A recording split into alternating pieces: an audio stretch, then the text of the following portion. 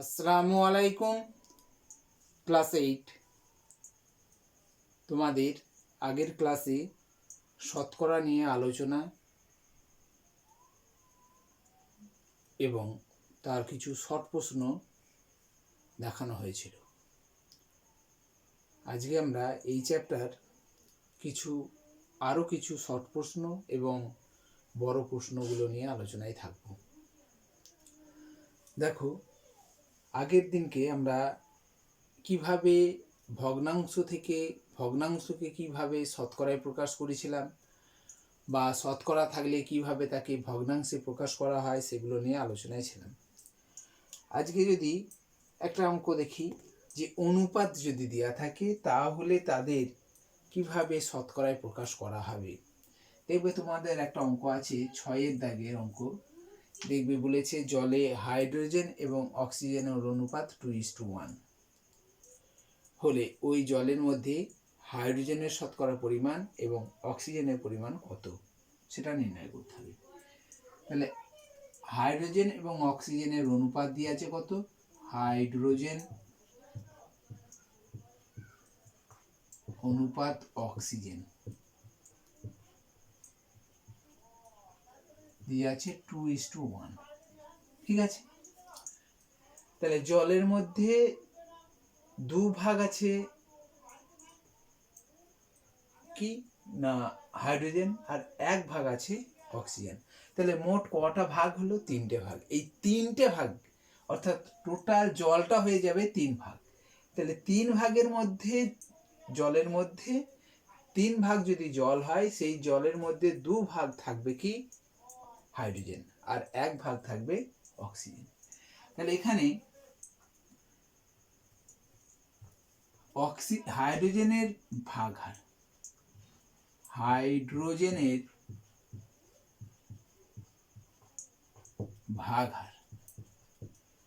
এই ভাগহার করা কি রকম ভাবে করতে হয় না, এই অনুপাত দুটো যোগ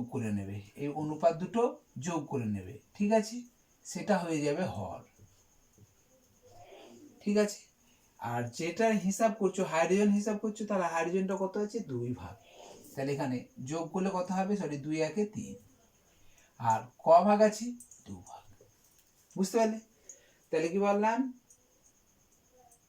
ভাগ হার করা মানে হচ্ছে তলায় যেটা হর বসবে সেটা হচ্ছে অনুপাতের যেগুলো অনুপাত আছে সেগুলো যোগ করে নেবে। ঠিক আছে, আর ওপরে যেটা তুমি নির্ণয় করছো সেটা লব বসবে হাইড্রোজেন। তাহলে হাইড্রোজেনের যেটা অনুপাত আছে সেটা উপরে বসবে। ঠিক আছে, তাহলে হাইড্রোজেনের ভাগ হার এত। অতএব হাইড্রোজেনের শতকরা পরিমাণ, হাইড্রোজেন আছে, একবারে লিখে দাও, হাইড্রোজেন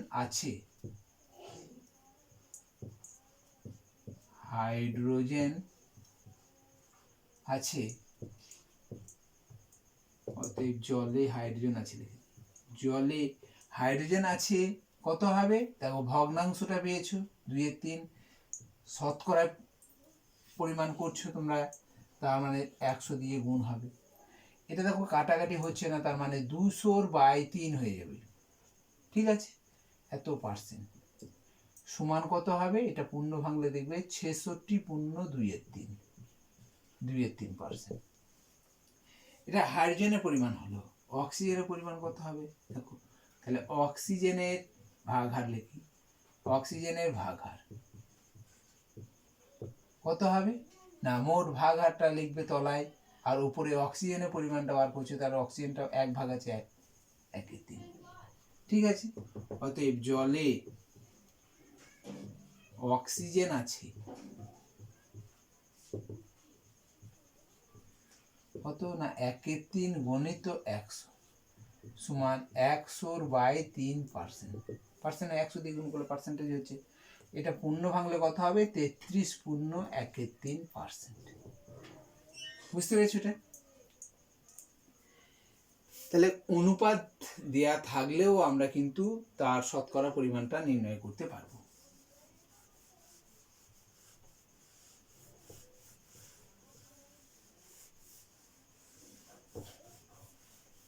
এবার একটু ধরো একটা জিনিস দেখাই, যে একটা বাঁশ আছে, ধরো এরকম একটা বড় বাঁশ, 2 মিটার লম্বা বাঁশ। 2 মিটার লম্বা একটা বাঁশ। সেই বাঁশটার মধ্যে আমাদের ধরো 38 সেন্টিমিটার, এইখান থেকে এইটুকু 38 সেমি হলুদ রং করা হলো, হলুদ রং করা হয়েছে, রং করা হলো। ঠিক আছে, তাহলে বাঁশটার টোটাল দৈর্ঘ্য ছিল 2 মিটার, সেই 2 মিটারের মধ্যে 38 সেন্টিমিটার হলুদ রং করে দিলে তাহলে বাঁশটির শতকরা কত হলুদ রং করা হলো এটা হিসাব করতে হবে। তাহলে দেখো এখানে সেন্টিমিটার আছে, এখানে মিটার আছে, তাহলে এককটা তো আলাদা। এককটা আলাদা থাকলে কি করতে হবে, আমাকে প্রথমে একই এককে পরিণত করে নিতে হবে। তাহলে দেখো বাঁশটির লম্বা হচ্ছে কত, বাঁশটির লম্বা হচ্ছে 2 মিটার। মিটার দেখো এখানে সেন্টিমিটার আছে, তাহলে মিটারকে সেন্টিমিটার করতে গেলে 100 দিয়ে গুণ করতে হবে। তাহলে 100 দিয়ে এটাকে যদি গুণ করে দাও তাহলে মিটারটা সেন্টিমিটার হয়ে যাবে। তাহলে 100 × 2 সমান 200 সেন্টিমিটার হয়ে যাবে। দেখো বাঁশটির টোটাল দৈর্ঘ্য হচ্ছে 200 সেন্টিমিটার।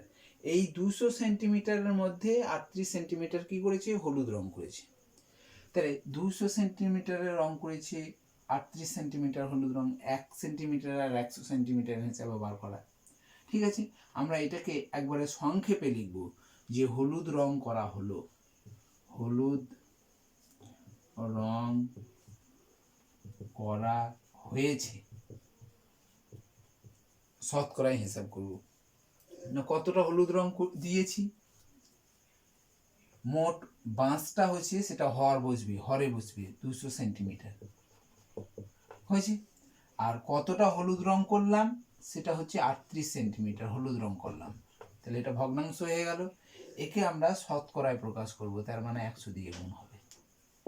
ঠিক আছে, দেখো সেন্টিমিটার সেন্টিমিটার ঘাটো, 100 একে 100, 100 2 200, 2 একে 2, 2 19 38 সমান। তাহলে হলুদ রং করা হয়েছে 19, কি হবে 100 দিয়ে গুণ করা মানে পার্সেন্টেজ। তাহলে হলুদ রং করা হলো বাঁশটির 19%। যদি বলা হয় যে বাকিটা ধরো লাল রং করা হয়েছে, তাহলে লাল রং করা হয়েছে কত পার্সেন্ট শতকরায়, না টোটাল বাঁশটা তো 100%, তাহলে 100% এক অংশ যদি হয় তাহলে এই 100% থেকে যদি তুমি এই 19% বিয়োগ করে দাও তাহলে যে 81%টা হবে সেই 81%টা বাকি রংটা অর্থাৎ লাল রংটা। তাহলে লাল রং করা হয়েছে কত, 100% - 19% সমান 81%। ঠিক আছে, অতএব লাল রং, তাহলে বাকিটা লাল রং, এই পর্যন্ত এটা হচ্ছে লাল রং।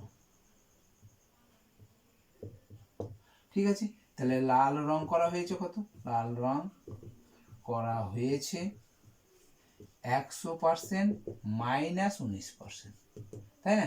100% টোটাল বাঁশটা, তার থেকে 19% রং করে দিয়েছো, তাহলে এই পর্যন্ত 19%, তাহলে বাকিটা হচ্ছে 81%। সেটা কি রং, বাকি রংটা আমরা কি করেছি, লাল রং করেছি, তাহলে লাল রংটা হচ্ছে 81%।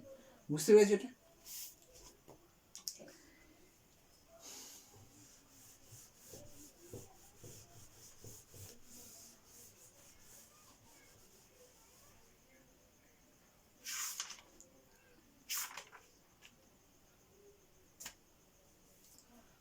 আবার একটা দেখো, বলছে একটা বাঁশের 1/5 অংশ হলুদ রং আর 20% লাল রং করা হয়েছে। একটা বাঁশের 1/5 অংশ কি করেছে, হলুদ রং, এটা হলুদ রং, 1/5 অংশ হলুদ রং আর 20% লাল রং।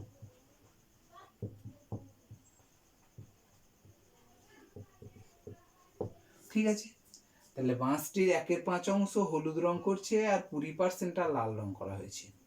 বলেছে বাঁশটির কোন রংটি বেশি করা হয়েছে, এটা আমাকে হিসাব করতে হবে। তো তখন আমাকে কি করতে হবে, দেখো দু রকম ভাবে এটা করতে পারবো, যে 1/5 অংশটাকে আমরা যদি শতকরায় প্রকাশ করি তাহলে হলুদ রং করবে কত, হলুদ রং করা হয়েছে কত না 1/5 অংশ, এটাকে যদি আমরা শতকরায় প্রকাশ করি তাহলে 100 দিয়ে গুণ হবে, 100 সমান 20%। দেখো হলুদ রং করা হয়েছে বাঁশটার 20%, তাহলে আর লাল রংটাও দেখো 20%, লাল রংটাও হচ্ছে 20%, আবার হলুদ রংটাও 20%, তাহলে কোন রংটা বেশি করা হয়েছে?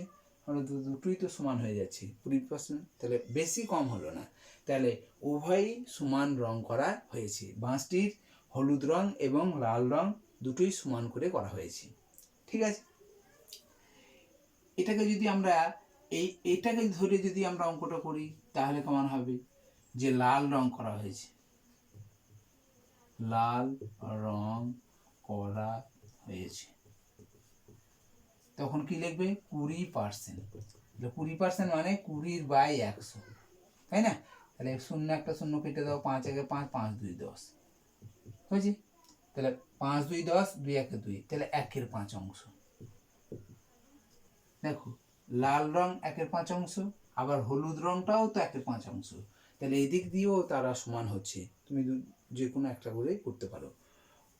প্রথমটা করলাম কি, ভগ্নাংশ ছিল সেটাকে শতকরায় প্রকাশ করলাম, শতকরা দুটোই দেখছি সমান আছে, তাহলে সমান রং করা হয়েছে। আবার এইটা ভগ্নাংশ রেখে দিয়ে এই শতকরাটাকে আমরা ভগ্নাংশে পরিণত করলাম, সেখানেও দেখছি যে দুটো ভগ্নাংশই সমান হয়ে যাচ্ছে, তাহলে সেই দিক দিয়েও দেখতে পাচ্ছি এরা সমান রং করা হয়েছে। থাকতে পারে ধরো এরকমই অঙ্কর 1/5 না দিয়ে এখানে ধরো 1/4 দেওয়া হলো, এত অংশ হলুদ রং আর 20% লাল রং করা হয়েছে, কোন রং বেশি করা হয়েছে? তখন কিন্তু আমার হিসাবটা একটু আলাদা হয়ে যাবে, তাই না? তখন লিখতে হবে হলুদ রং করা হয়েছে এখানে 1/4 হয়ে যাবে, 1/4, তাহলে 4 25 100, 25 একে 25, 4 25 100 সমান, তখন কত হবে? 25% হয়ে যাবে। তাহলে হলুদ রংটা 25% আর লাল রংটা 20%, তাহলে কোনটা বেশি? 25%টা বেশি, তখন লিখবে বাঁশটি হলুদ রং করা হয়েছে বেশি। ঠিক আছে,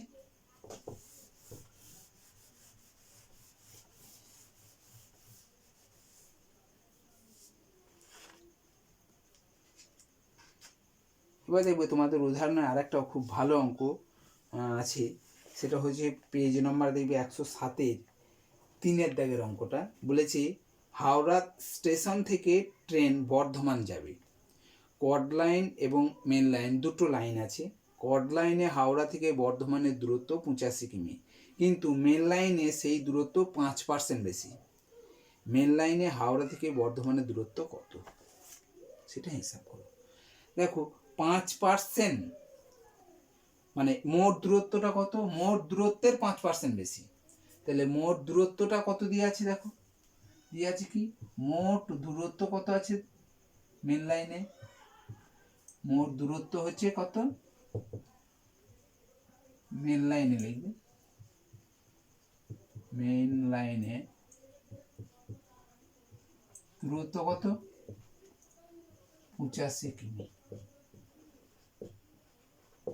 মেন লাইনের দূরত্ব হচ্ছে 85 কিমি, তাই কর্ড লাইনের দূরত্ব কি বলেছে? 5% বেশি।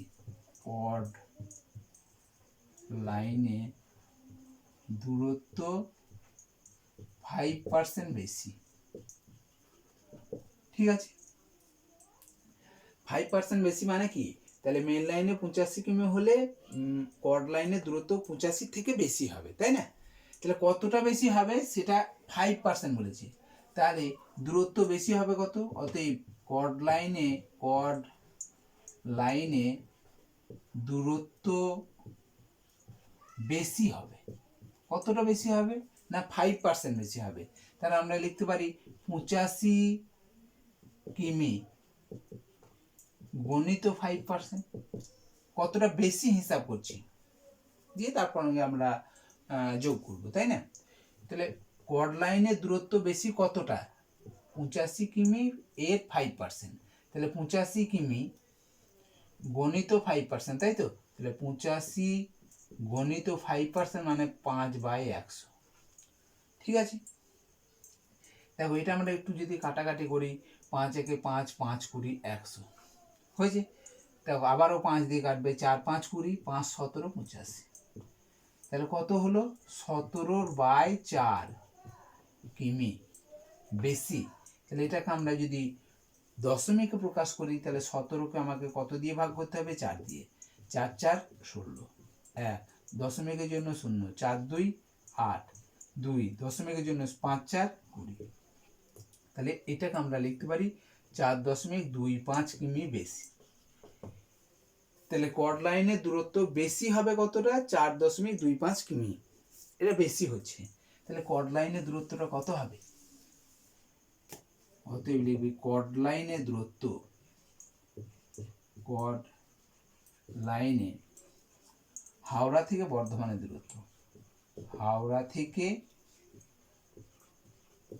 বর্ধমানের দূরত্ব কত হবে? না 85 কিমি তো ছিল, 85 কিমি তো হবেই, তার সঙ্গে এটা বেশি, তাহলে বেশি আছে যোগ করে দেবে 4.25। তাহলে 85-র সঙ্গে 85, তার সঙ্গে 4.25। দেখো 85-র পরে কিন্তু দশমিক আছে, 85 কোনো সংখ্যা পূর্ণ সংখ্যা, তারপরেই দশমিক আছে। এবার 4.25 যোগ করে দেবে, ঠিক আছে? তাহলে এখানে দেখো 89.25 কিমি, তাহলে এদের যোগফল হবে 89.25 কিমি। অর্থাৎ হাওড়া থেকে বর্ধমানের কর্ড লাইনের দূরত্বটা হবে 89.25 কিলোমিটার, ঠিক আছে? এটা তোমরা একটু আলাদা রকমের নিয়মও করতে পারো। কিরকম? না দেখো 5% বেশি, তার মানে কি? তোমরা যদি একটু ছক করো তাহলে লিখবে দূরত্ব কিমিতে, আর লিখবে একটা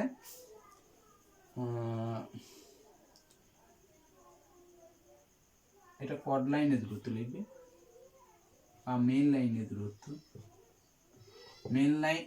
মেনের দূরত্ব, এটা মেন লাইনের দূরত্ব,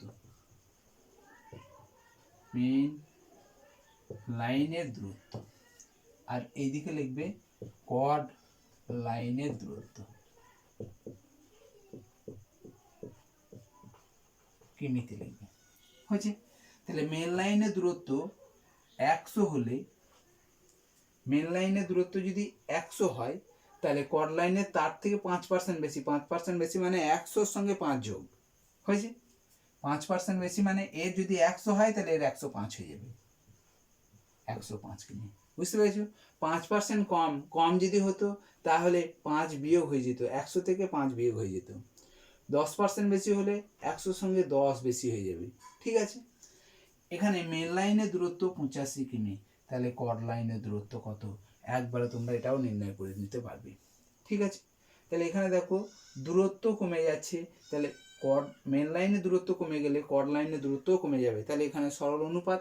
এবার এখান থেকে আমাকে, এরা সরল ভেদে আছে, এখান থেকে আমরা সমাধানটাও করতে পারবো, এরকম পদ্ধতিতেও তোমরা করে নিতে পারো, ঠিক আছে? তাহলে এখানে লিখবে নির্ণীয় দূরত্ব কর্ড লাইন, হয়েছে? 105, আর সরল হলে কি হবে? সরল হলে এটা উল্টে যায়, তাই না? তাহলে 85/100, তাহলে কাটাকাটি করবে। কাটাকাটি যদি না করতে পারো, সুবিধা বলেছিলাম যে 100 তলায় 100 থাকলে ভাগ করতে সুবিধা। তাহলে 105কে 85 দিয়ে গুণ করে নাও, 5 5 25, 5 1 5, 8 5 40, 8 1 8, 5 2 4 5 9 8, আর এখানে 89 25, তলায় কত? 100, আর তলায় 100 থাকলে মানে 2 ঘর সরে আসবে, আগের দিন দেখিয়েছিলাম। তাহলে 89.25 কিমি, এখানে একবারে উত্তরটা চলে আসবে, ঠিক আছে? তোমরা যে কোনো একটা পদ্ধতি দিয়ে করবে। এরপর আমি তোমাদের কিছু, এগুলো সব বইয়েরই উদাহরণ অঙ্ক আছে, দেখবে এগুলো।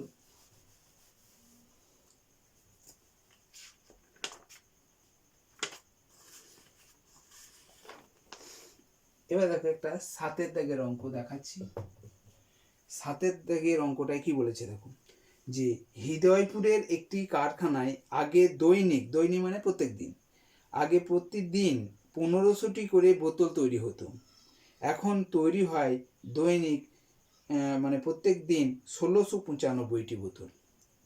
তাহলে আগে আর এখন, তাহলে এখন কাঁচের কারখানায় উৎপাদন বৃদ্ধি কত পেয়েছে সেটা দেখব।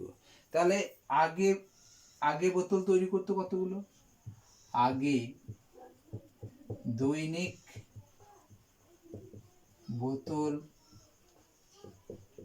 তৈরি হতো 1500টি, এখন দৈনিক বোতল তৈরি হয় 1695টি। ঠিক আছে, তাহলে দেখো আগে বোতল তৈরি হচ্ছে 1500টা আর এখন হচ্ছে 1695টি, তাহলে বোতল তৈরি এখন বেশি হচ্ছে, অতএব এখন দৈনিক বোতল বেশি তৈরি হয়। কতগুলো না বিয়োগ করলেই পেয়ে যাবো না, 1695 থেকে 1500 বিয়োগ সমান দেখো 195টি বোতল এখন বেশি তৈরি হচ্ছে। এখন আমাকে শতকরায় কত উৎপাদন বাড়ছে সেটা আমাকে নির্ণয় করতে হবে। দেখো সেটা শতকরায় বেশিও হতে পারে, শতকরায় কম উৎপাদনও হতে পারে, সেটা সম্পূর্ণ নির্ভর করবে আগে কত উৎপাদন হতো তার উপর। অর্থাৎ সবসময় নির্ভর করবে, এখানে কম বা বেশি হলেও সবসময় নির্ভর করবে উৎপাদন বৃদ্ধির শতকরা হারটা নির্ভর করবে আগে উৎপাদনের উপর। বুঝতে পেরেছ? অতএব এখন দৈনিক উৎপাদন বৃদ্ধি পেয়েছে, একবারে শতকরা বার করব। এখন দৈনিক উৎপাদন বৃদ্ধি পেয়েছে কত না, কত হিসাব করছি দেখো না, কত বৃদ্ধি পেয়েছে সেটা আমরা উপরে লিখব 195। ঠিক আছে, এবার সম্পূর্ণ নির্ভর করবে এইটার উপর, সেই বৃদ্ধি বা হ্রাস যাই হোক না কেন, তাহলে এখানে 1500 লিখবে। ঠিক আছে, গণিত শতকরা প্রকাশ করছো 100 দিয়ে গুণ। দেখো এখানে দুটো শূন্য, এখানে দুটো শূন্য কেটে দাও, 5 দিয়ে কাটো, 5 3 15, 5 দিয়ে কাটো, 5 3 15, 5 9 45, আবার দেখো 3 1 3, 3 13 39 সমান 13%। ঠিক আছে, তাহলে উৎপাদন দৈনিক উৎপাদন বৃদ্ধি পাচ্ছে 13%। এটা ধরো অনেক আগে বোতল হয়েছে এতটি, এখন এটা তো বুঝতে পারলে আগে বোতল হয়েছে এতটি, এখন বোতল হচ্ছে, ধরো আমি ধরছি যে 1500 না হয় 1400টি হয়েছে, তাহলে এখন দৈনিক বোতল বেশি হয়েছে না কম হয়েছে দেখবো, তখন নিশ্চয়ই কম তৈরি হয়। কতগুলো না, উপরটা থেকে নিচেটা বিয়োগ করে দেবে। ঠিক আছে, দিয়ে লিখবে এখন দৈনিক উৎপাদন হ্রাস পেয়েছে, কমে যাচ্ছে, হ্রাস পেয়েছে, হ্রাস কত হ্রাস পেয়েছে সেটা এখানে লিখবে, আর হিসাবটা 1500-র উপরই হবে। বুঝতে পারলে এটা?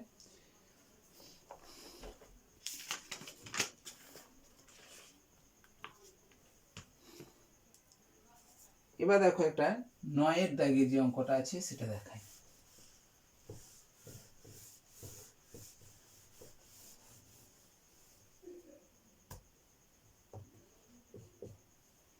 নয়ের দাগের অঙ্কটা কি বলেছে দেখো,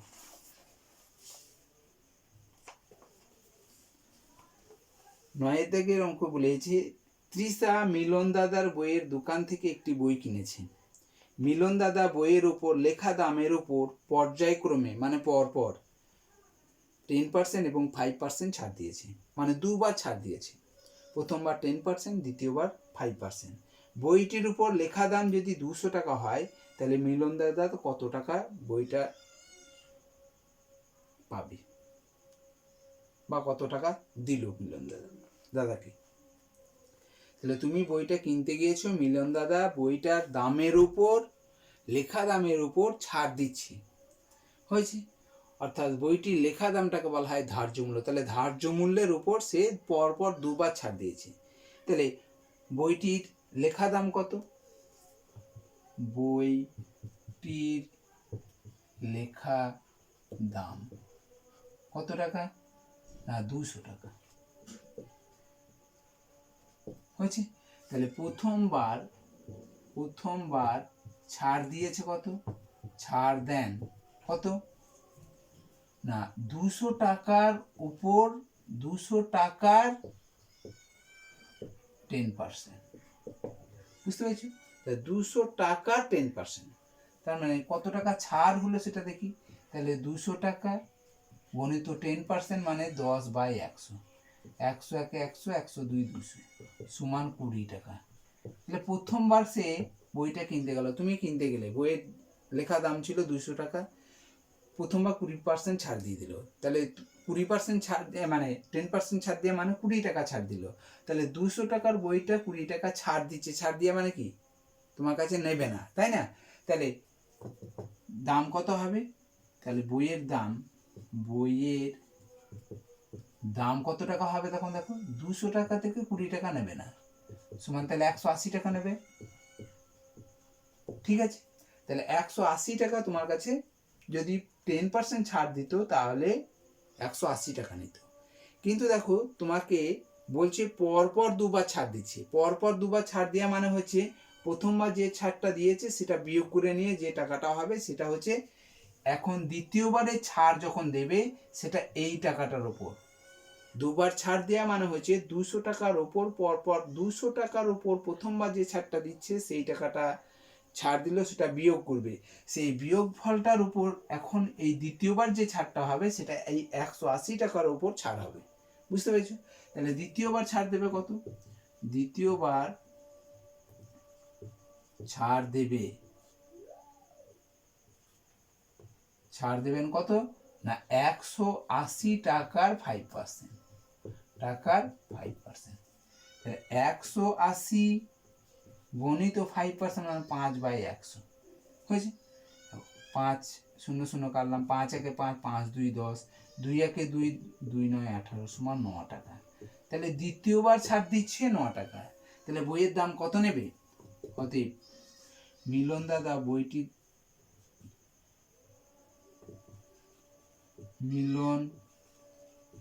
দাদা বইটির দাম নেবেন ক টাকা না এই 180 টাকার উপর ছাড় দিচ্ছে, এই টাকাটা আবার ছাড় দিচ্ছে। তাহলে 100 টাকার যদি 180 টাকা দাম হতো তাহলে 9 টাকা ছাড় দিত। তাহলে বইটার দাম দেবে কত টাকা? 180 থেকে 9 টাকা বিয়োগ, হ্যাঁ, সমান 171 টাকা। তাহলে বইটা তৃষা যখন মিলন দাদার কাছে কিনবে তখন তৃষা বইটি কেনার জন্য মিলন দাদাকে 171 টাকা দিতে হবে, ঠিক আছে? বুঝতে পেরেছো এটা?